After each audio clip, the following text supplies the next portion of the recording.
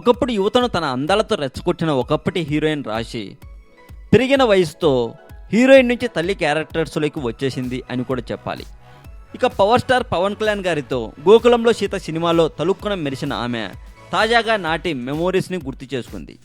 తాజాగా లంక చిత్రంలో నటిస్తున్న ఈమె 75 సినిమాల్లో తానిప్పటికీ నటించానని, వాటికి భిన్నమైన రోల్ లంకలో చేస్తున్నట్టుగా చెప్పింది అని సమాచారం.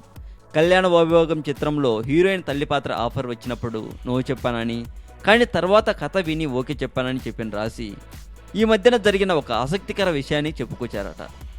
తన పాప బర్త్డే సందర్భంగా పవన్ కళ్యాణ్ను కలవటానికి వెళ్ళానని, తీరా ఆయన వద్దకు వెళ్ళాక అపాయింట్మెంట్ తీసుకున్నారా అని అడిగారని, తాను వచ్చిన విషయం పవన్కు తెలియదన్నారు. తాను బయట వెయిట్ చేశానని, తర్వాత తెలిసి వెంటనే పిలిపించి చాలాసేపు మాట్లాడారని, తాను పవన్తో మాట్లాడిన మాటలు నేను మర్చిపోలేను అని చెప్పుకొచ్చారట.